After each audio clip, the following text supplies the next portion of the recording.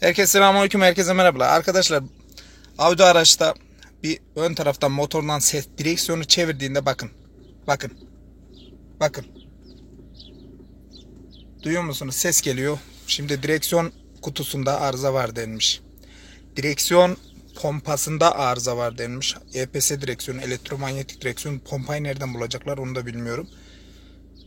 Alt takım sorunu, yani en sonunda acaba ne değişebilir diye bilmiyorum. Büyük bir yüklü masraftan bahsedilmiş. Şimdi aracı hem test hem sürdüm. Arızayı arkadaşlar buldum. Zaten tam net olarak biliyorum ama yine de size de göstereyim. Bakın.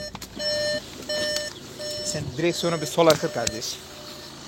Hemen arızayı bir gösterelim.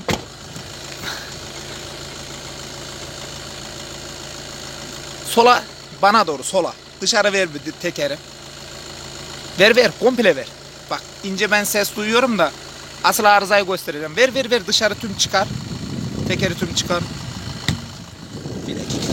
Evet bakın arkadaşlar. Şöyle amatör bakın. Şimdi arızayı size gösteriyorum. Bakın. Bak. Bak. Bak. Çıt çıt çıt çıt. Çıt çıt. Siz motorun sesinden belki duymuyor olabilirsiniz ama ben bakın. Bakın Zerot kafayı nasıl bozmuş. Bakın. Hop. Bak. Bak. Direksiyon pompası arayan arkadaşlar, Audi'de direksiyon pompası, hidrolik direksiyon pompası yok. Tamam mı? Arabanın her yerini de değiştirmeye kalkmayın. Bakın. Sesi umarım duymuşsunuzdur. Zerot askrotu arızalı. Zerot neye bağlıydı arkadaşlar?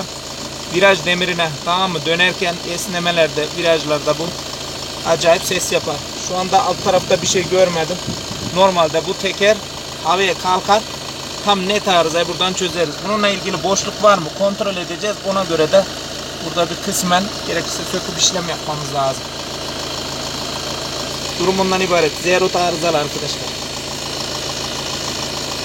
Zaten bakın şuradan açmış. Tamam mı?